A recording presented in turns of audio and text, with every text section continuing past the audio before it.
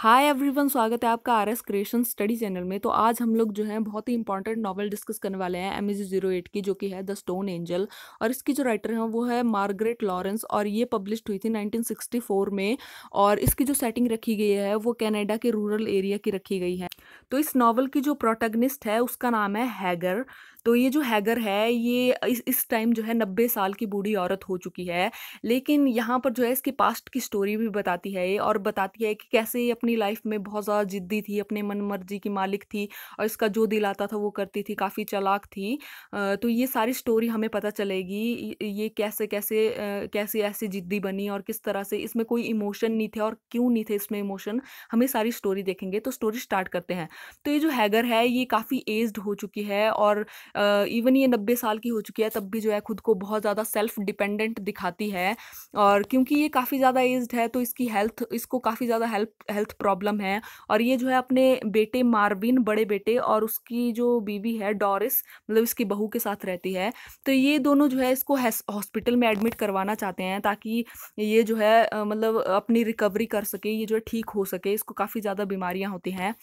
लेकिन ये जो हैगर है ये हॉस्पिटल को नेगेटिव वे में देखती है, और ये हॉस्पिटल को जो है एक डेथ प्लेस की तरह देखती है, और सोचती है कि इसकी जो बहू है ना वो इससे छुटकारा पाना चाहती है, इसको मरा हुआ देखना चाहती है, तभी इसको जो है हॉस्पिटल भेज रही है।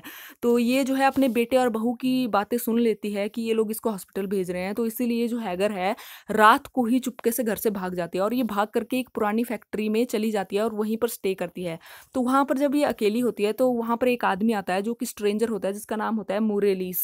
तो ये जो आदमी होता है ये एक इंश्योरेंस कंपनी में काम करता है। तो ये वहाँ पर आता है, और ये दोनों जो है वहाँ पर बात करने लग जाते हैं। तो इन दोनों की परिस्थिति जो है ना एक जैसी होती है, एक परिस्थिति से गुजर रहे होते हैं, दोनों ही अपनी लाइफ में अनहैप्पी होते हैं, और दोनों ने अपनी लाइफ में कुछ गलतियां की होती है, और अपनी इंटरनल कॉन्फ्लिक्ट से गुजर रहे होते हैं दोनों। तभी ये जो लेडी है हैगर, ये इस लीस को जो है अपनी स्टोरी बताना शुरू करती है, मतलब अपने पास्ट के बारे में बताना शुरू कर देती है यहाँ पर। तो ये जो हैगर है ये लीस को बताती है कि ये बहुत ही रिच फादर की बेटी थी, जिसका नाम है जैसन करी।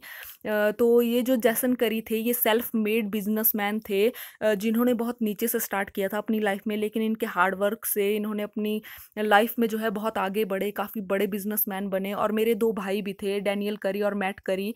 लेकिन मेरे दो भाई जो थे, मैं उनसे ज़्यादा इंटेलिजेंट थी, काफ़ी स्मार्ट थी पढ़ने में। तो मेरे फादर ने मेरे ऊपर ज़्यादा ध्यान दिया और मुझे अच्छी एजुकेशन दिलाई, और मुझे पढ़ने के लिए बाहर भी भेजा। और वो मुझे स्टार्टिंग में अपने बिजनेस में शामिल करना चाहते थे, और मुझे अपनी कंपनी में जो था अकाउंटेंट की जॉब भी दी। लेकिन क्योंकि मैं जो थी जन्म के टाइम से ही काफ़ी ज़्यादा ज़िद्दी थी, क्योंकि मेरी माँ की डेथ जो थी मेरे पैदा होते हुए ही हो गई थी, और मैं जो थी एक पैट्रियार्किकल सोसाइटी में, एक माहौल में पली बड़ी थी, जहाँ पर सिर्फ और सिर्फ मेरे दो भाई थे और मेरे फादर थे, उनके बीच में पली बड़ी थी, कोई भी फीमेल नहीं थी वहाँ पर। तो मैं जो थी अपनी फीमेल क्वालिटी खो चुकी थी।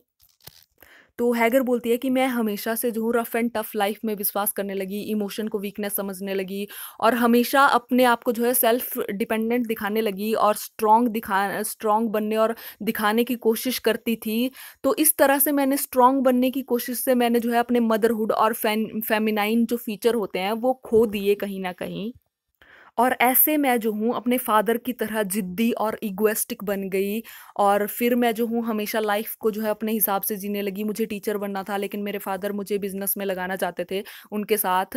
तो मैं उनके रियल फीलिंग को समझ नहीं पाई, मुझे लगा कि वो मेरी लाइफ को कंट्रोल करना चाहते हैं। तो मैंने अपने फादर के सामने झुकने से मना कर दिया। इसके कारण हम दोनों के बीच में बहुत ज़्यादा लड़ाइयाँ होना शुरू हो गई। तो अब हैगर जो है लीस को बताती है कि कैसे वो जो है एक पार्टी के दौरान एक यंग मैन से मिली, जिसका नाम था ब्रैम। और वो जो था देखने में काफ़ी हैंडसम था, डांस बहुत अच्छा करता था, और देखने में काफ़ी अट्रैक्टिव था। तो मैं जो थी उसकी तरफ एकदम से अट्रैक्ट हो गई। और जब मैंने अपने फादर जैशन को जो है उससे शादी करने के बारे में उस वो डिज़ायर शो की, तो मेरे फादर इसके खिलाफ थे। और जो क्योंकि ये जो लड़का था, ये जो ब्रैम था, ये फार्मर का बेटा था और पुअर था और ज़्यादा पढ़ा लिखा नहीं था, एजुकेटेड नहीं था। लेकिन मैं उससे प्यार करती थी, तो मैंने जो है उससे शादी कर ली अपने फादर की मर्जी के खिलाफ। तो इसके बाद जो है हैगर बोलती है कि मेरे और मेरे फादर के बीच में जो झगड़े थे ना वो बहुत ज़्यादा बढ़ गए। तो मैंने क्या किया, अपने फादर का घर छोड़ दिया, और मैं जो हूँ सब कुछ लेकर के ब्रैम के घर पे रहने के लिए आ गई।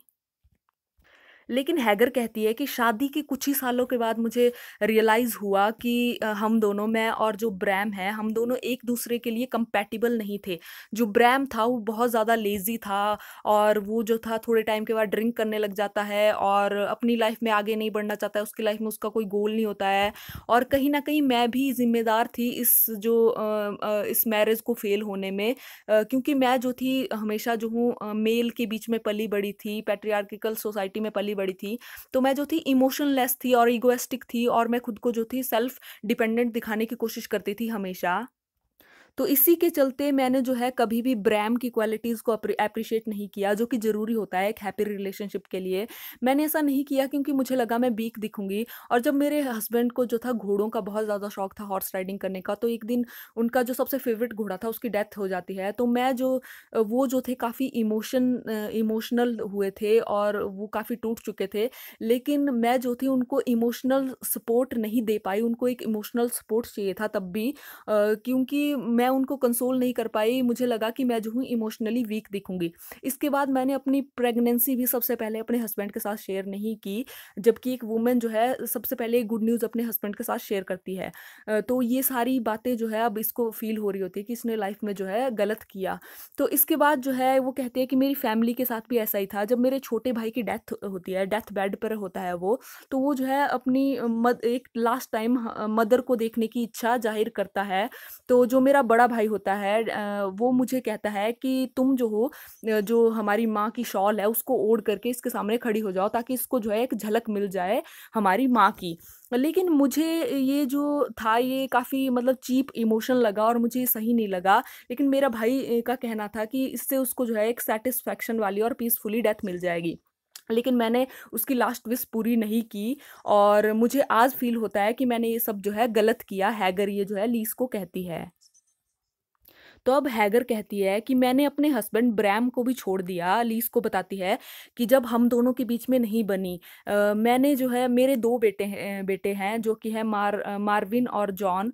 तो मैं जो हूँ अपने छोटे बेटे के साथ उसको अपने साथ में लेकर के वो घर मैंने छोड़ दिया, और अपने बड़े बेटे मार्विन को जो है वहीं अपने हस्बैंड के साथ रहने दिया।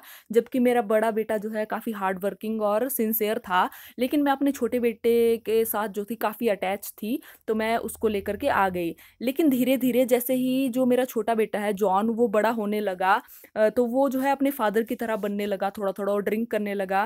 तो मैं जो हूँ इसकी लाइफ़ को, जो जॉन है उसकी लाइफ़ को कंट्रोल करने लग जाती हूँ। तो इसके बाद ये जो जॉन है इसको एक लड़की एरलीन से प्यार हो जाता है, और ये इस लड़की से शादी करना चाहता था।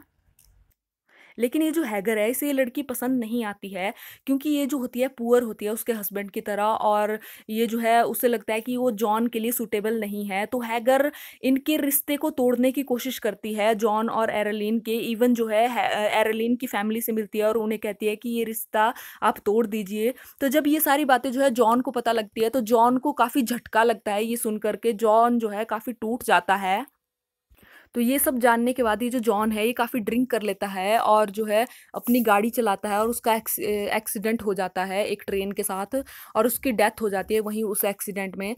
तो हैगर जब एक्सीडेंट स्पॉट पर पहुंचती है और अपने प्यारे बेटे की लाश वहां पर पड़ी हुई देखती है, लेकिन हैगर रियलाइज़ करती है कि उसकी आंखों में एक भी आंसू नहीं है, और वो जो है इमोशन लेस हो चुकी है। और उससे जो है, और तभी वो जो है गार्डन में एक स्टोन एंजल का स्टैचू देखती है, और उस स्टैचू को देख कर के खुद को जो है उसके साथ कंपेयर करती है कि वो भी उस पत्थर की मूरत की तरह हो गई है, उस पत्थर की मूरत में भी कोई इमोशन नहीं है और हैगर में भी कोई इमोशन नहीं है। तो ये बहुत ज़्यादा इंपॉर्टेंट पॉइंट है कि हैगर जो है खुद को स्टैचू के साथ कंपेयर करते हैं। तो यहीं से इस नॉवल का टाइटल लिया गया है।